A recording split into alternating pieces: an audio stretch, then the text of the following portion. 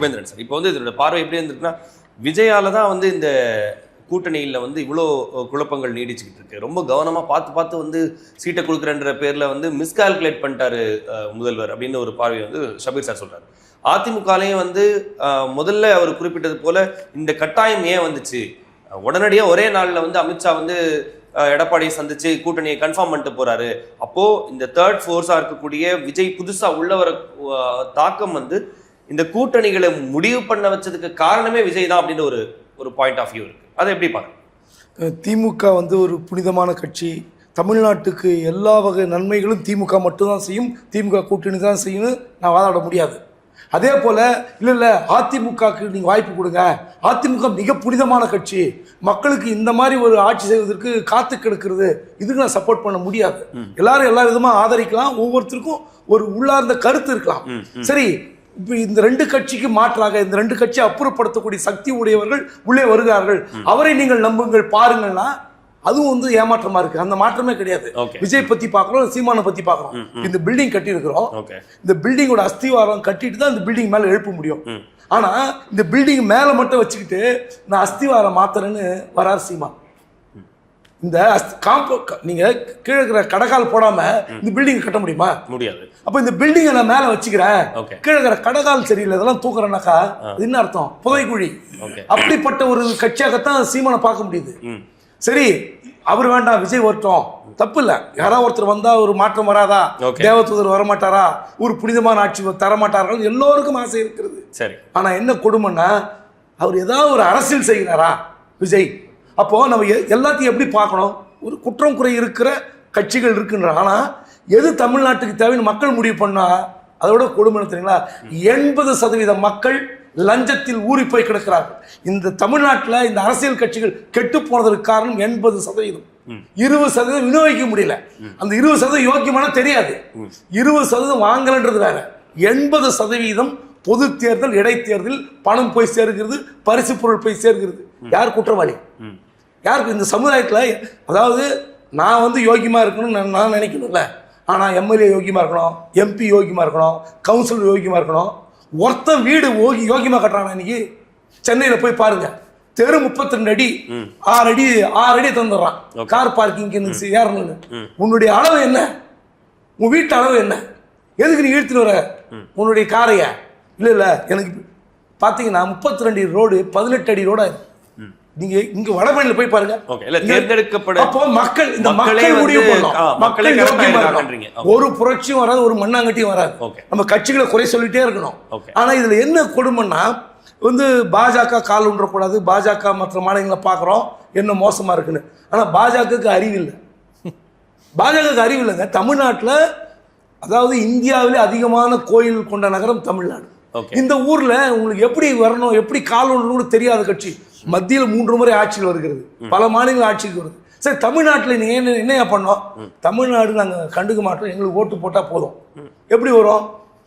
இந்த மாதிரி அண்ணாமலை மாதிரி ஒரு பொய் பேசி, பரபரப்பு பேசி, சலசலப்பு பேசி, கடைசியில் ஒண்ணுமில்லாம நிற்கிறாரு பாருங்க. தமிழ்நாட்டில் அவர் தலைமையில் வந்து என்னெல்லாம் பேசினார் அவர், என்ன நிலைமை? ஸோ மக்கள் யோசிக்கணும். நீங்க மக்கள் வந்து இந்த முறை எங்கள் ஓட்டை நாங்கள் காசுக்கு விற்க மாட்டோம். 2000 ரூபாய் தரப்போகுது ஆளுங்கட்சி. அப்படியா? 2000 ரூபாய், 500 ரூபாய், 1000 ரூபாய், 2000 ரூபாய் தரும். ஈக்குவலா அதிமுகவும் தரும், ஈக்குவலா அதிமுக பணம் தரும். இந்த பணத்தை தூக்கி போடுவதற்கு மக்களுக்கு தைரியம் இருக்கா? இதை பார்க்கிற மக்கள் புத்திசாலியா இருக்கணும். நமக்கு தேவை வந்து கல்வி, அடிப்படை சுகாதாரம், இதெல்லாம் தேவை. இது தேவை. ஹாஸ்பிட்டல் இன்னைக்கு ஜிஹெச் போய் பாருங்க, ராஜீவ் காந்தி ஹாஸ்பிட்டல் ஜிஹெச் போய் பாருங்க, என்ன வேணா சொல்லுங்க. இந்த ஆர்த்தோ டிபார்ட்மெண்ட்டுக்கு போய் பாருங்க எப்படி இருக்குன்னு போய் பாருங்க. அப்போ இந்த மக்களுக்கு எது தேவைன்னு மக்கள் முடிவு பண்ணணும். நீங்க வந்து நான் ஐயோ இல்ல புனிதமான வந்து விடுவாரா எங்கிருந்து வருவான்? உங்க நீங்களே ஒழுக்கமா இல்ல, உங்க சொசைட்டில ஒழுக்கமா இல்ல, உங்க சொசைட்டில புனிதம் வந்துருவானா? நீங்க வந்து ஒரு எல்லா கட்சியும் விமர்சிக்கக்கூடிய கட்சி யாரு? ஒவ்வொருத்தரும் ஒரு நிலைப்பாடு இருக்கலாம். உங்களுக்கு நிலைப்பாடு, எனக்கு ஒரு நிலைப்பாடு. ஆனால் நம்ம என்ன செய்யணும்? நீங்க 2000 ரூபாய் இந்த பக்கம் ஃப்ரிட்ஜு. நீங்க எங்க தமிழ்நாடு என்ன கதியில் இருக்குங்க? நான் வசிக்கிற தொகுதி அண்ணா நகர் தொகுதி இருக்குல்ல, அண்ணா நகர், அம்பத்தூர் அண்ணா நகர் தாண்டி தான் போறேன் டெய்லி. அண்ணா நகர் தான் தமிழ்நாட்டிலே மிக அதிகமான சொத்து வைத்திருக்கிற எம்எல்ஏ என்று அறிவிக்கப்பட்ட எம்எல்ஏ மோகன். அவருடைய தெரு எப்படி இருந்ததுன்னு போன மாசம் வரைக்கும் பாருங்க, இன்னைக்கு ரோடு போட்டிருக்காங்க. அவருடைய 6th avenue, Anna Nagar 6th avenue எப்படி இருந்துன்னு கூகுள் மேப்ல மாசம் எடுத்து பாருங்க. ஸோ நம்ம என்ன சொல்றோம்னா, மக்களுக்கு வந்து மக்கள் தான் திருந்தணும். நீங்க வந்து திமுக நல்லதா, அதிமுக நல்லதா, விஜய் நல்லவரா, சீமான் வந்து எதாவது செய்ய மாட்டாரான்றதை விட மக்களுக்கு என்ன தேவை, மக்களுக்கு வந்து என்ன புரிதல் இருக்கு, அரசியல் புரிதல் இருக்கு. நீங்க வந்து ஒரு தவறு நடக்குதுன்னா, ஒரு பிரச்சனை வருதுன்னா வந்து ஏதாவது சண்டை பண்ணும். இன்னைக்கு கம்யூனிஸ்ட் நண்பர்கள் சொன்னாங்களே கம்யூனிஸ்ட் சீட்டு தர உண்மை. ஆனா இதே 10 ஆண்டு காலத்தில் கம்யூனிஸ்ட் நடத்திய போராட்டம் என்ன? உத்தப்புறம் விவகாரமாகட்டும், இல்லை கோயில் நுழைவு விவகாரமாகட்டும், சுடுகாட்டில் போய் பணத்தை புதைக்க முடியும், எப்படிலாம் பண்ணாங்க.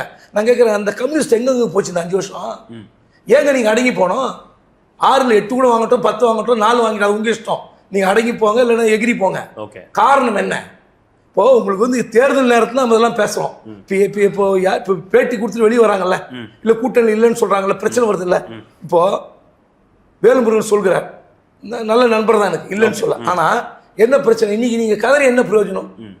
அன்னைக்கே அது என்னென்ன பிரச்சனைக்கு எப்படிலாம் நீங்க பிஹேவ் பண்ணும். இன்னைக்கு சீட் இல்லைன்னா அதுக்கு காரணம் யாரு? அதுக்கு நீங்க தான் காரணம். ஏன்னா ஒரு வலிமையான கட்சி எப்படி நீங்க கூட்டணியோடு இருக்கணும், பாஜக வரக்கூடாது அப்படின்ற முடிவோடு இருக்கீங்க. சரி, ரைட். அப்போ நீங்க உள்ள இருக்கும்போது என்ன முடிவு பண்ணோம்?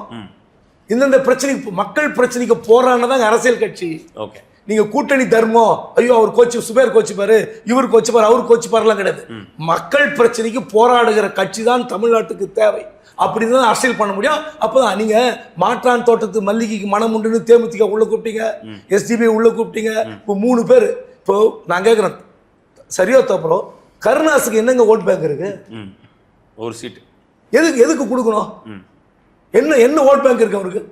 போன முறை எந்த தொகுதி, இந்த முறை எந்த தொகுதி கொடுக்குறீங்க? கமல்ஹாசனுக்கு அந்த அந்த மரியாதையவே கொடுக்கல, கருணாஸ் கொடுக்குறாங்கன்ற பார்வை வந்து தொடர்ந்து இப்ப சமூக வலைதளங்கள்ல தொடர்ந்து எல்லாம் அரசியல் செய்யணும் தான் சொன்னேன் நானு. கமல் அரசியல் செய்யறாரா? கோவை தெற்குல தோத்த பிறகு என்ன பண்ணாரு?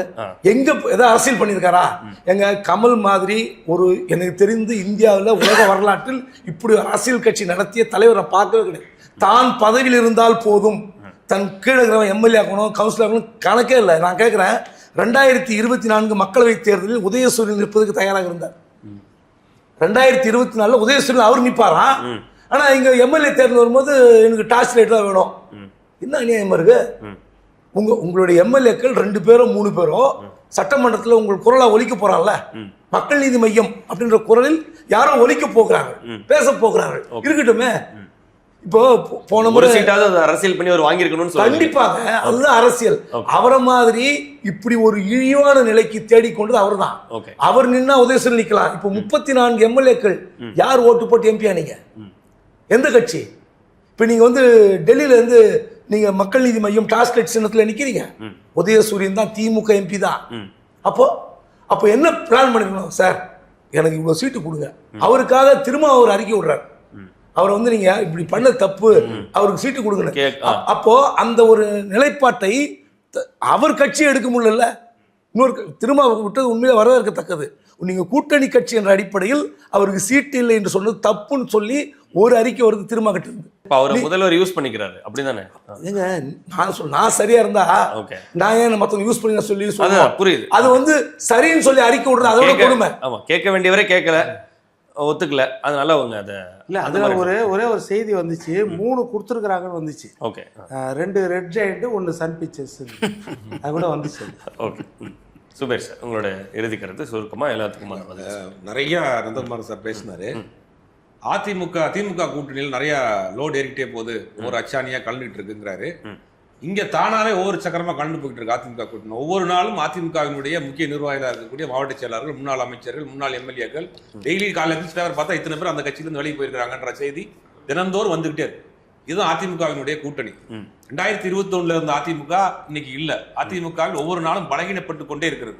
அதிமுகவில் இருக்கக்கூடிய கூட்டணியாக பாமக இன்னைக்கு 2 பிளவாக இருக்கு. அங்கேயும் அது ஒரு பலகீனமா இருக்கு.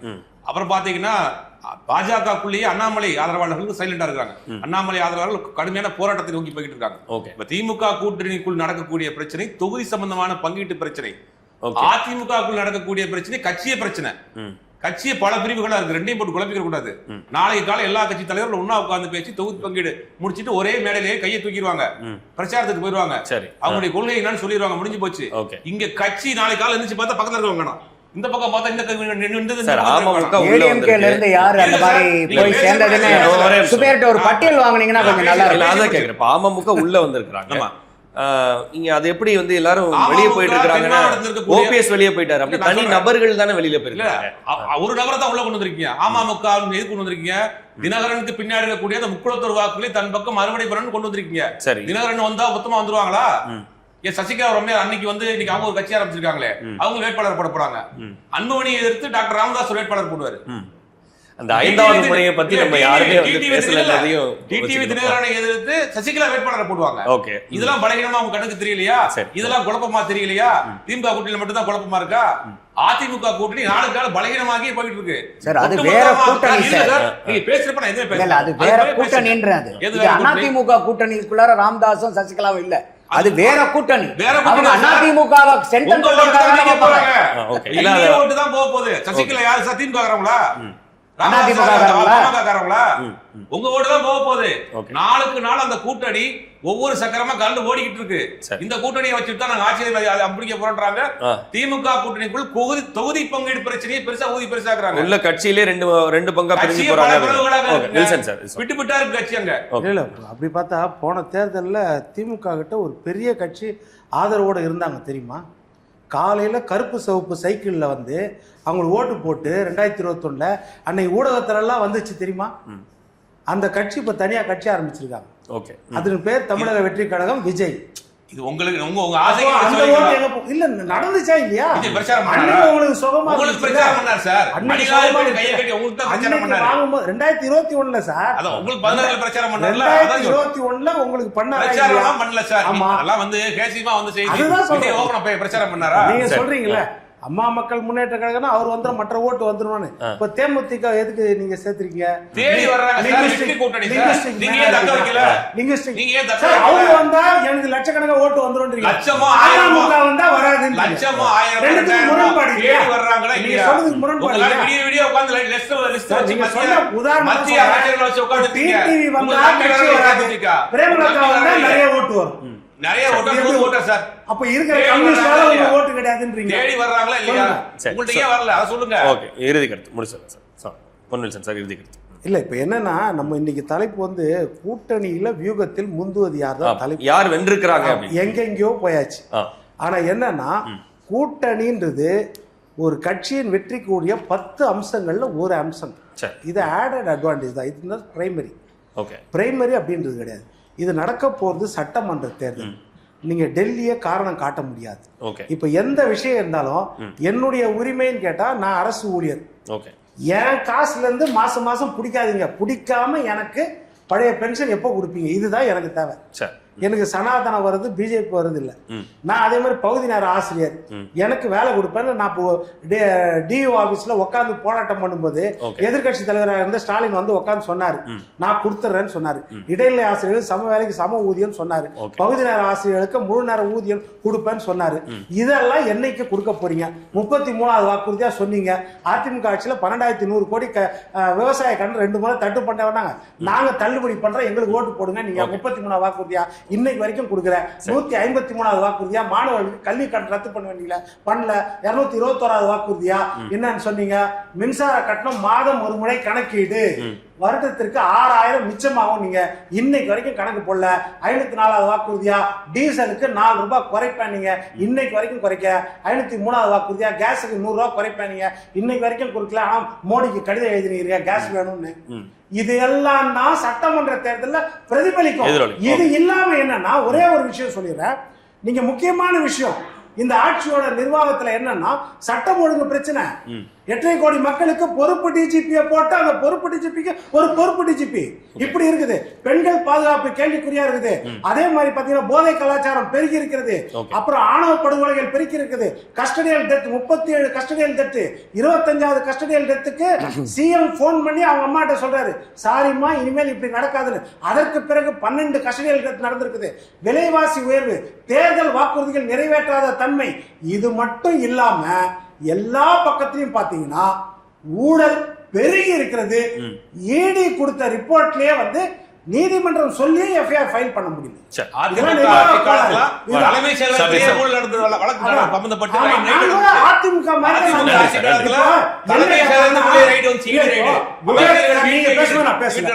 நீங்க மட்டும் சொல்லுங்க. இப்போ குபேர் ஒன்று சொன்னார், நல்ல ஆதங்கத்தை வெளிப்படுத்தணும். பத்திரிகையாளர்னா அந்த ஆதங்கம் தான். மக்கள் வந்து காசு வாங்கி ஓட்டு போடக்கூடாது. எனக்கு இன்னும் ஒரு ஆறுதல், இன்னைக்கு வந்து மக்கள் அதை தாண்டி வந்துட்டாங்க. யார் கொடுத்தாலும் வாங்கிக்குவாங்க, அவங்க விருப்பத்துக்கு ஓட்டு போடுறாங்க. சிலர் அந்த மாதிரி இருக்காங்க, குபேர் சொல்ற மாதிரி இருக்கலாம், குபேந்திரன் சொல்ற மாதிரி. ஆனா என்னன்னா இன்னைக்கு இருக்கிற ஜனநாயக சூழ்நிலை என்ன தெரியுமா? குணம் நாடி குற்றம் நாடி அவற்றில் மிக நாடி மிக்க குளம் தான். இதுதான் இருக்கிறதா எது குறைவான தீமை, இருக்கிறதா எது குறைவான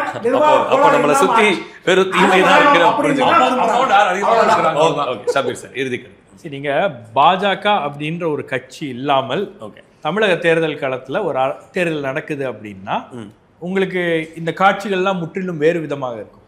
போன முறை திமுகவோட இருந்தவர்கள்லாம் நாங்க கேட்கிற சீட் நீங்க கொடுக்கலன்னா நாங்க அதிமுகவோட போய் கூட்டணி வச்சிருப்போம்னு சொல்லியிருப்பாங்க. ரொம்ப ஈஸி. இதுக்கு முன்னாடி எல்லாரும் அதிமுகவோட தொகுதி உடன்பாடு கூட்டணி வைத்திருக்கக்கூடிய பாஜக அப்படின்ற ஒரு கட்சி இருக்கிறதுனால, அது அதிமுக கூட்டணியோட அவங்க இருக்கிறதுனால தான் வந்து இன்னைக்கு ஆப்ஷன்ஸ் வந்து இந்த எல்லா கட்சிகளுக்கும் லிமிட் ஆயிருக்கு. இப்போ இந்த ஆப்ஷன்ஸே இல்லை, அவங்க விஜய் பக்கமும் போக முடியாது அப்படின்ற ஒரு விஷயத்தை புரிந்து கொண்டு, அந்த பலவீனத்தை புரிந்து கொண்டு தான் திமுக வந்து நாங்கள் 5 சீட் தான் கொடுக்க முடியும். மேலே கீழே ஏறி போய் பேசி பார்த்தா கூட 5 சீட்டு தாண்டி கொடுக்க முடியாது அப்படின்னு யாரை சொல்கிறாங்க? உங்களோட இவ்வளவு ஆண்டு காலம் பயணித்த லெஃப்ட் பார்ட்டிஸ். இவர் சொன்னார் இல்லையா, நான் மக்கள் நீதி மையத்துக்கு பேசுகிறாங்க, அவர் அந்த கட்சிக்கு பேசுகிறாங்க. இங்கே பிரச்சனை மக்கள் நீதி மையமோ லெஃப்ட் பார்ட்டியோ விசிக்கவோ கிடையாது. உங்களோட இவங்கெல்லாம் வந்து ஏதோ ஒரு கொள்கை, ஏதோ ஒரு நோக்கத்துக்காக கூட பயணித்தாங்க. உங்களுடைய அரசியலை அவர்கள் வலுப்படுத்தினார்கள். இன்னைக்கு முதலமைச்சர் திரு மு.க. ஸ்டாலின் அவர்களுக்கு பாஜகவை வலிமையாக எதிர்க்கின்ற ஒரு சக்தியாக ஆல் இண்டியா லெவலில் அவருக்கு ஒரு ப்ரொஜெக்ஷன் கிடைக்குது அப்படின்னா அந்த களத்தை உருவாக்கியது யார்? திமுக ஒரு பக்கம் பண்ணாலும், திமுக பெரிய கட்சி தான், பட் அதை தாண்டி உங்களுக்கு அந்த பெர்செப்ஷனை உருவாக்குனது லெஃப்ட், விசிகே, மற்ற கட்சிகளுடைய பங்களிப்பு அப்படின்றது இருக்கு இல்லையா? அப்போ அதை ஆனர் பண்ணுறாங்களா அப்படின்ற அந்த கேள்வி தான். இப்போ தேர்தலில் அவங்களுக்கு ஒரு வாய்ப்பு இல்லை, தேர்தலில் அவங்கள வந்து விட்டால் அவங்களுக்கு ஆப்ஷனே கிடையாது அப்படின்னும் போது அவங்கள வந்து ரொம்ப அவமதிக்கக்கூடிய ஒரு வகையில் ஒரு கூட்டணிக்குள்ளே போட்டு எல்லாத்தையும் அடைக்கிறது அப்படின்றது மேபி ஆப்ரேஷன் வேணால் சக்ஸஸ்ஃபுல்லாக இருக்கலாம். ஓகே, பட் பேஷண்ட்டுடைய நிலைமை என்னவாக இருக்கும் அப்படின்றது நம்ம ரிசல்ட்ஸ் வரும்போது தான் தெரியும். Okay, Nandakumar sir. இல்லை, இப்போ மிஸ்டர் குபேந்திரன் அவர்கள் சொன்னது வந்து நியாயமான கருத்து. ஏன்னா வந்து மன்னர் ஆட்சியில் தான் மன்னன் எவ்வளியோ மக்கள் அவ்வளி. ஆனால் வந்து மக்கள் ஆட்சியில் வந்து மக்கள் எவ்வளியோ ஆள்பவர்கள் அந்த வழி. அப்போ மக்கள் வந்து இதுக்கு மேலேயும் வந்து அரசியல்வாதிகளை பார்த்து நீ குற்றவாளின்னு சொல்கிறத முதல்ல நிறுத்திட்டு நம்ம என்ன தப்பு பண்ணுறோம்? ஏன்னா இன்னைக்கு ஓட்டுக்கு கை நீட்டி காசு வாங்கினதுக்கு அப்புறம் நீங்கள் வந்து ஏதாவது ஏமா நீ காசை வாங்காமையா ஓட்டு போட்ட அப்படின்னு இன்னைக்கு வந்து மந்திரிமார்கள் எம்எல்ஏக்கள் பேசுறதெல்லாம் நம்ம பார்க்குறோம். அப்போ முதல் மாற்றம் வந்து மக்கள்கிட்ட இருந்து வரணுங்கிறதுல எனக்கு முழுமுதற் சம்மதம் உண்டு. அடுத்தது வந்து பாத்தீங்கன்னா இன்னைக்கு அதிமுகல இருந்து போயிட்டாங்க. அதிமுகல இருந்து யாரும் போகல. ஓபிஎஸ் வந்து அதிமுகல இருந்து விலக்கப்பட்டவர். பாரதிய ஜனதா கதவை தட்டினாரு, துறக்கல. அதிமுகவை தட்டி பார்த்தாரு, துறக்கல. கடைசியில் அவர் தஞ்சம் போன இடம் வந்து ஓபிஎஸ். அப்போ வந்து திமுகவுக்கு வந்து இன்னைக்கு ஓபிஎஸ் மாதிரி ஆட்கள் வந்து தான் இன்னைக்கு அந்த கூட்டணியை ஜெயிக்க வேண்டிய கட்டாயத்துல திமுக கூட்டணி இருக்குது. அப்ப இன்னைக்கு இதெல்லாம் நடக்கிறத பார்க்கும்போது என்னன்னா, இவங்கெல்லாம் இந்த அதிமுகவில் போய் இந்த ஓபிஎஸ் அவங்களுடைய டீம் போய் சேர்ந்தது. அதற்கப்புறம் சசிகலா அவர்கள் வந்து இன்னைக்கு தனியா ஒரு கட்சி அரைச்சு இன்னொரு கட்சியை அவர் போய் சேர்ந்து இன்னைக்கு ஒரு கூட்டணி அமைச்சது பூரா அதிமுகவுக்கு வலுவை கூட்டுது. அதிமுகவினுடைய வாக்காளர்களை, தொண்டர்களை கன்சாலிடேட் பண்ணிருக்கு, ஸ்ட்ரென்தன் பண்ணிருக்கு ஏடிஎம்கேவை. அது வந்து வீக்கன் பண்ணல. அடுத்தது வந்து பாத்தீங்கன்னாக்கா அவுட் ஆஃப் கண்ட்ரோல்னு சொல்லுவார் எப்படின்னு ஐயா ஸ்டாலின் அவர்கள். இன்னைக்கு தமிழ்நாட்டில் என்ன அவுட் ஆஃப் கண்ட்ரோலா இருக்கு? Law and order out of கண்ட்ரோலா இருக்குது. பெண்கள் பாதுகாப்பு அவுட் ஆஃப் கண்ட்ரோலா இருக்குது. போக்சோ வழக்கு அவுட் ஆஃப் கண்ட்ரோலா இருக்குது. இன்னைக்கு வந்து ஒரு சின்ன வயசு பிள்ளைய வச்சிருக்கிற வீட்டுல பக்குன்னு இருந்தது போய் ஒரு 80 வயசு பாட்டியம்மா இருந்தா கூட இன்னைக்கு பக்குன்னு இருக்கக்கூடிய சூழ்நிலை வந்துருச்சு. இதெல்லாம் கூட விடுங்க. எந்த ஆட்சியிலையாவது விவசாயிகள் மேல குண்டாஸ் போட்டு நீங்க பாத்திருக்கீங்களா? அப்ப இதை விட ஒரு பாசிசம், இதை விட வந்து ஒரு அடக்குமுறையான ஆட்சி வேணுமா? அப்ப எந்த இடத்துல இருக்குது? அப்ப இவங்க வந்து பாரதிய ஜனதா வந்துரும் சொல்றதுக்கு என்ன தார்மீக உரிமை இருக்கு? அடுத்தது இப்ப கடைசியா ஒண்ணு விஜய் அவர்கள் வரும்போது வேற எந்த கட்சியும் வாங்காத அளவுக்கு முதல் தேர்தலில் ஒரு கூடுதலா வாக்கு வாங்குவார். இதே வந்து சிரஞ்சீவி வந்து தனியா நின்னும் போது 16% வாங்கி 18 எம்எல்ஏக்களை ஜெயிச்சார். ஒரு ஃபர்ஸ்ட் எலெக்ஷன்ல அவ்வளவு பெரிய வெற்றி வாய்ப்பு கிடைக்குது. It was a victory for Chiranjeevi. ஆனா அவங்க கூட இருந்தவங்க பூரா அதை கூட விக்டரியா உணர முடியாத அளவுக்கு அவருக்கு நீங்க தான் சிஎம்னு கனவு கோட்டையை கட்டி விட்டு இப்ப நம்ம அடைஞ்சிருக்கக்கூடிய வெற்றி எவ்வளவு பெரிய வெற்றிங்கிறது கூட உணர முடியாத அளவுக்கு அவரை தள்ளி அவரை கொண்டு போய் திருப்பி வந்து அவர் கட்சியை வந்து காங்கிரஸ்ல போய் ஐக்கியமாகிற அளவுக்கு போனது. அதே நிலைமை தான் இன்னைக்கு வந்து விஜய் அவர்களை சுத்தி நம்ம நடக்கிறத பார்க்க முடியுது. அப்ப இன்னைக்கு அவர் வந்து ஒரு 10 to 20% வாக்கு வாங்குவார், கண்டிப்பா வாங்குவார். ஆனா அந்த அவர் அடைய போறது வந்து நான் சொல்ற மாதிரி இன்னைக்கு லேட்டஸ்டா வந்த பார்ட்டியில அதிமுகவே ஃபர்ஸ்ட் எலெக்ஷன்ல 15%, திமுகவே 15% தானே வாங்குது. அப்ப அந்த விட இவங்க அதிகமா வாங்குறாங்கன்னா கூட அதை ஒரு வெற்றியா பாக்குற அளவுக்கு இன்னைக்கு விஜய் இவங்க தயார்படுத்தியிருக்காங்களா?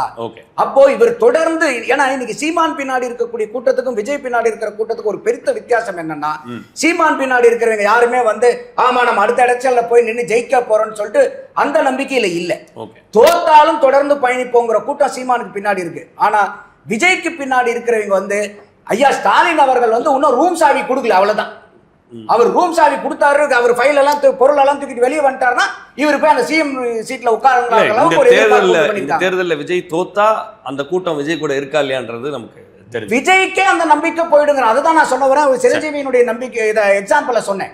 அப்போ ஒரு பெருத்த வெற்றி வந்தா கூட அதை கூட தன்னால வெற்றியா பார்க்க முடியாத அளவுக்கு ஒரு கனவு உலகத்துல அவங்க சஞ்சரிக்கிற அளவுக்கு கூட இருக்கிறவங்க வந்து ஒரு பிம்பத்தை கட்டமைச்சிருக்காங்க. அப்ப அதை வெளியிட்டு வரும்போது ஒரு அரசியல் கட்சிங்கிறது வந்து உடனடியா வெற்றி இல்லைனாலும் ஒரு அரசியல் தலைவனுடைய நம்பிக்கை எங்க இருக்குன்னா சஸ்டைன்டா இருக்கிறாரா? குபேந்திரன் சார் சொன்ன மாதிரி மக்களுக்காக களத்துல வந்து போராடுறாரா, மக்களுடைய உரிமைக்காக நிக்கிறாரா? அப்போ தீபாவளி வந்து இன்னும் 2 நாள்னா நம்ம வீட்டுல பயங்கர கொண்டாட்டமா இருக்கும். தீபாவளி காலையில வந்தோடனே பொஸ்ன்னு போயிடும், தீபாவளி முடிஞ்சது. அந்த மாதிரி இந்த எலெக்ஷன் வந்து இப்ப ஏப்ரல் 23ஆம் தேதிங்கும் போதே பெரிய அளவுக்கு அரசியல் நடவடிக்கைகள் இல்லை. சப்போஸ் வந்து அவர் அதிகமான வாக்கு சதவீதம் எடுத்து கூட அவங்க எதிர்பார்க்காத வெற்றி கிடைக்கலன்னா அடுத்த 5 வருஷம் விஜய் அவர்களுடைய அரசியல் நிலைப்பாடு என்ன, அவங்க கூட இருக்கிறவங்களுடைய அரசியல் எதிர்காலம் என்ன, இதெல்லாம் வந்து ரொம்ப கேள்வியா இருக்கு. Maybe Kamal Haasan 2.0 is in making ஆன ஒரு கேள்வி வருது. ஓகே சார், உங்க 5 பேருக்கும் ஒரு கேள்வி. திரையில 4 தலைவர்கள் இருக்கிறாங்க.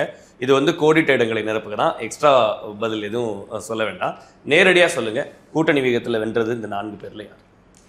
கூட்டணி வியூகத்தில் வென்றதுன்னு பார்த்தீங்கன்னா ரொம்ப பின்தங்கி, அதாவது மைனஸ்லேருந்து வந்தது. அதை தான் நீங்கள் பார்க்கணும் முக்கியமாக. இந்த கூட்டணி வியூகத்தில் வந்து நாம் தமிழர் சேரவே சேராது. இலகு காத்த கிளியாக தாவேக்கா 2 வருடம் கடந்துருச்சு. எக்ஸிஸ்டிங் கூட்டணியை தக்க வைக்கிறதுக்கே போராடுற களத்தில் ஸ்டாலின் இருக்காரு. அப்போ இந்த 3ஐயும் கழித்து பார்த்தா இல்லாத ஒரு மைனஸ்லேருந்து ஒரு பாமரன் கடை கோடியிலிருந்து அடையாளப்படுத்தப்படாத ஒரு விவசாயி முதலமைச்சர் நாற்காலியில் அமர்ந்த அந்த மனிதர் ஒரு மிகப்பெரிய கட்சியை வந்து அவர் கையில காலம் கொண்டு வந்து நிறுத்திச்சு. அப்ப அந்த ஆளுமை அவர்கிட்ட இருக்குதான்னு ஒரு பெரிய கேள்விக்குறி இருந்துச்சு. அந்த ஆளுமையோடு இன்றைக்கு உருவாவாத கண்ணுக்கு தெரியாத ஒரு கூட்டணியை பிரம்மாண்ட அளவுக்கு நிறுவி இருக்கிறார்னா அது எடப்பாடி பழனிசாமி என்பதுதான். அதுல மாற்று கருத்து கிடையாது. வெற்றிய தோல்வியை வந்து மக்கள் தீர்மானிப்பார்கள். ஓகே சுபேஷ் இல்லை, சார் சொன்ன மாதிரி தான் சீமான் அவர்களை பொறுத்த வரைக்கும் எப்பயும் தனிச்சு தான். இவர் தான் தமிழ்நாட்டு அரசியலில் கிட்டத்தட்ட 1980க்கு பிறகு ஆட்சி அதிகாரத்தில் பங்கு அப்படிங்கிற ஒரு பெரிய கோஷத்தோடு வச்சு எல்லா கட்சியும் கூப்பிட்டு பார்த்தாரு. அது சதி நடந்துச்சு, யாரும் போக விட மாட்டேன்ட்டாங்க அப்படின்னு சொன்னாலும் கூட சதி தான் அரசியலே. அந்த சதியை வென்றெடுக்கிறது தான் அரசியல்வாதிக்கான முதல் படியான குவாலிஃபிகேஷன். அதுலேயே தோற்று விட்டார் விஜய்.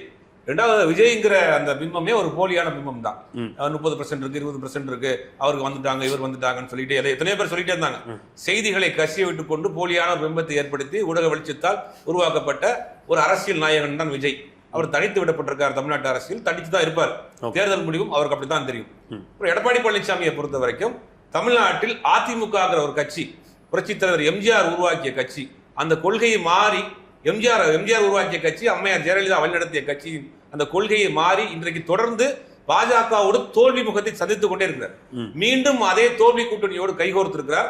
அதுக்கு தமிழ்நாட்டில் கண்டிப்பாக அது மீண்டும் ஒரு தோல்வியை தான் அவர் சந்திக்க போறாருங்கிறதா நம்ம பார்க்க வேண்டியதா இருக்கு. திமுக கூட்டணியை பொறுத்த வரைக்கும் தொடர்ந்து காம்பாக்டா ஒரு வெற்றிகரமான கூட்டணியா இருக்கு. முதல்ல இந்த கூட்டணியை ரன் பண்ணி கொண்டு போனதே நான் ஆரம்பத்தில் சொன்ன மாதிரி ஒரு பெரிய சக்சஸ். இன்னும் சில கட்சிகள் வந்திருக்கு. அப்ப கூட்டணி அமைப்பதா இருக்கட்டும், ஆட்சியை கொண்டு போன விஷயத்திலாக இருக்கட்டும், மக்கள் நல திட்டங்களாக இருக்கட்டும், திமுக கூட்டணி ஸ்டாலின் அவர்களுக்கான வாய்ப்பு இருக்குங்கிறதா என்னோட கருத்து. குபேந்திரன் சார், சீமான் கட்சியும் விஜய் கட்சியும் பற்றி நான் கருத்து சொல்ல விரும்பலை. நான் ரெண்டு கட்சியுமே தமிழ்நாட்டுக்கு தேவையில்லாத கட்சியாக நான் பார்க்குறேன். இது தவிர்க்கவே முடியாத கட்சியாக அதிமுகவும் திமுகவும் இருக்குது. வேறு வழி இல்லை. நமக்கு புதுசாக நீங்கள் அவங்களையும் தவிர்த்துருவீங்க. ஆமாம், வேறு வழி இல்லை. வேறு வழி இல்லாமல் கருத்து சொல்கிறேன். திமுக கூட்டணி பலமான கூட்டணி, கொள்கை கூட்டணி, மதசார்பற்ற கூட்டணின்னு எத்தனையோ பெயர்கள் இயங்கிக் கொண்டிருந்தாலும் அதிமுக கூட்டணி பலவீனமாக வேண்டும், எடப்பாடி ஆட்சிக்கு வரக்கூடாது, இல்லை எடப்பாடி தோற்க வேண்டும் அப்படின்ற ஒரே ஒரு சித்தாந்தத்தில் அதான் எதிரி பழிவாங்கிறது வழி இல்லை. ஆனால் அதுக்காக ஓவர்லோடு ஏற்றிக்கிட்டாங்க. இப்போ அங்கே தான் பிரச்சனை வெடிக்குது. ஆனால் அவரை பொறுத்த வரைக்கும் கூட்டணி கட்சிகள் குறைவு, ஆனால் அது நெருக்கடி அதிகம். பாஜக என்ற ஒரே ஒரு அந்த கட்சி தான் மைய கட்சி. அந்த கட்சியை வச்சுக்கிட்டு அந்த கட்சியோடு மட்டுமே கூட்டணி பேச்சுவார்த்தை நடத்தி கொண்டு எல்லோரையும் சமாளித்த வகையில் எடப்பாடி தான் கொஞ்சம் இன்னைக்கு கூட்டணி பேலன்ஸ்ல முன்னாடி நிற்கிறார். அது திமுக சற்று பின்தங்கி தான் இருக்கு. ஓகே, நந்தகுமார் சார், இப்போ நான் ஏற்கனவே சொன்ன மாதிரி கடந்த 3 தேர்தல்களில் வந்து ஐயா ஸ்டாலின் அவர்கள் ரொம்ப சிறப்பாக வந்து அவருடைய கூட்டணியை வந்து 16, 19, 21, 24 ரொம்ப தெளிவாக பண்ணியிருந்தார். ஆனால் இந்த டைம் வந்து பார்த்தீங்கன்னா அவர் வெறும் அரித்தமெட்டிக்கல் அலையன்ஸில் போயிட்டு ஒரு ஸ்ட்ராட்டஜிக் அலையன்ஸை மிஸ் பண்ணிட்டாரு. ஸ்ட்ராட்டஜிக் மிஸ்மேனேஜ்மெண்ட் ஆகிடுச்சு. அப்போ வந்து ஏற்கனவே நீங்கள் பார்த்தீங்கன்னா 2001, 2011, 2014, 2016 இந்த 4 தேர்தல்லையுமே வந்து திமுகவுக்கு பின்னாடி அணிவகுத்த கட்சிகள் தான் அதிகம். ஆனா இந்த 4 தேர்தல்லையுமே வந்து திமுக தோத்து போச்சு.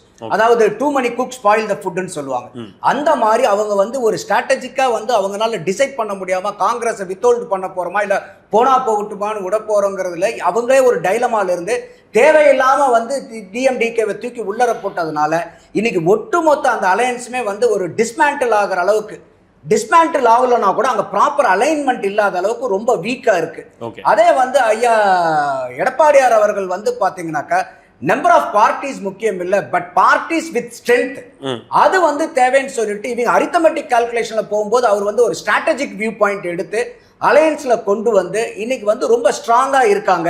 ஏன்னா இன்னைக்கு வந்து பாத்தீங்கன்னாக்கா கூட்டணி இப்ப முடிஞ்சா கூட ஆல்ரெடி வந்து ஐயா மோடி அவர்களை வச்சு ஒரு 3 கேம்பெயின் மீட்டிங்கே பண்ணிட்டாங்க. ஆனா இன்னைக்கு வரைக்கும் ராகுல் காந்தி அவர்கள்ட்ட இருந்து இந்த காங்கிரஸ் கூட உடன்பாடு இந்த கூட்டணி வச்சது இன்னைக்கு வரைக்கும் தகவல் இல்லை அவர்கிட்ட. இந்த காங்கிரஸ் வந்து திமுக கூட்டணியில இருக்கிறது, கூட்டணி நல்லபடியா முடிஞ்சுக்கிறது இன்னைக்கு வரைக்கும் அவர்கிட்ட ஒரு ட்ரீட்டோ எதுவுமே இல்லை. அப்ப இன்னைக்கு ஆஸ் ஆன் டேட் வரைக்கும் அந்த கூட்டணியில வந்து ஒரு பெருத்த சலசலப்பு இருக்கிறது வந்து உண்மையாலுமே திராவிட முன்னேற்ற கழகத்துக்கு பெருத்த பின்னடைவு. அவங்களுடைய பின்னடைவு அதிமுகவுக்கு ஒரு பெரிய முன்னடைவாகவும் நான் பாக்குறேன். அப்ப எடப்பாடி பழனிசாமி தான் நீங்க? ஆமா, அவங்க தான் வந்து இன்னைக்கு தேதியில பார்க்கும்போது ரேஸ்ல வந்து they are front runners. Okay, Sabir sir, ஸ்ட்ராங்காக இருந்த கூட்டணி ஒரு சலசலப்பு வந்து தேர்தல் நெருங்கும் போது உருவாயிருச்சு. அந்த சலசலப்பு மனக்கசப்பாகவும் மாறி இருக்கிறது. ஒரு டிஸாட்டிஸ்ஃபேக்ஷன் அப்படின்றது வந்து கூட்டணிக்குள்ளேயே இருக்கிறது. தேர்தல் களத்துக்கு போகும்போது நீங்கள் தொண்டர்கள்ட்ட அதிருப்தி இருந்துச்சுன்னா அதை வந்து சரி பண்ணலாம். தலைவர்கள்கிட்டே ஒரு விதமான ஒரு அதிருப்தி உருவாயிருக்கு அப்படின்னும் போது அதை எப்படி வந்து அதை எதிர்கொள்ள போகிறாங்க, எப்படி சரி செய்ய போகிறாங்க அப்படின்றது கேள்வி. ஸோ என்னை பொறுத்த வரைக்கும் திமுக ஒரு கூட்டணியை கட்டி இழுத்து ஒரு புது கட்சிகளை எல்லாம் கொண்டு வந்திருந்தாலும் அது ஒரு 45 நாள் கூட்டணியாக தான் இருக்க போகிறதா அப்படின்ற அந்த கேள்வி என்பது எழுந்திருக்கிறது.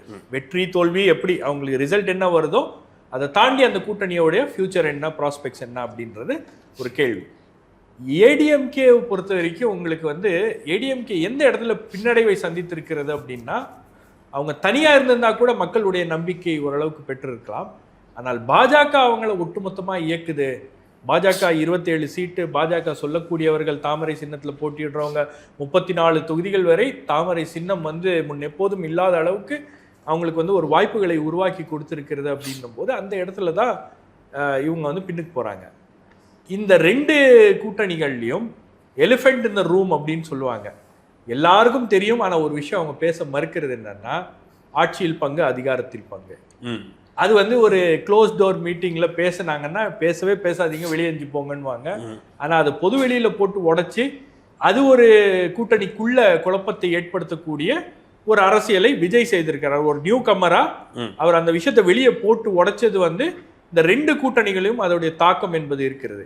Okay. இதுல எந்த கூட்டணி ஜெயிச்சாலும் ஆட்சியில் பங்கு அப்படின்ற ஒரு விஷயம் வந்து யார் எவ்வளவு நம்பர்ஸை பொறுத்து தான் அந்த டிமாண்ட் வந்து முற்றிலுமாக முடியல. ஓகே, மீண்டும் அது வரும், யார் எவ்வளவு நம்பர்ஸ்ல ஜெயிக்கிறாங்கன்னு. என்னை பொறுத்த வரைக்கும் சீமான் தான் வந்து முந்துறார். ஏன்னா நீங்க என்ன வேணா பண்ணுங்க, எக்கேடு கெட்டு போங்க, நான் தனியாக தான் போகிறேன் அப்படின்னு அவர் 234லயும் வந்து அந்த வியூகத்துல அவர் ரொம்ப கிளியரா இருக்காரு. ஏன்னா எனக்கு தெரியும் அவருக்கு வந்த அழுத்தங்கள் எந்த அளவுக்கு அப்படின்னு. அதற்கெல்லாம் ஆட்படாம அவர் வந்து முந்தி போறாரு அப்படின்னும் போது மேபி அந்த மாதிரி ஒரு கிளியர் ஸ்ட்ராட்டஜியோட போகக்கூடிய வியூகங்கள் இந்த கட்சிகள் வந்து செய்யலை அப்படின்னு பார்க்குறேன். ஓகே, நிகழ்ச்சியில் இணைந்து உங்களுடைய கருத்துக்களை வந்து பகிர்ந்திருக்கீங்க. ஸோ நம்பிக்கை மீடியாவுடைய முதல் நிகழ்ச்சியில் பங்கெடுத்ததுக்கு மிக்க நன்றி. நன்றி. இந்த நிகழ்ச்சியில் விருந்தினர்கள் அவருடைய கருத்துக்களை பகிர்ந்தார்கள். மீண்டும் மற்றொரு நிகழ்ச்சியில் சந்திக்கலாம். வணக்கம்.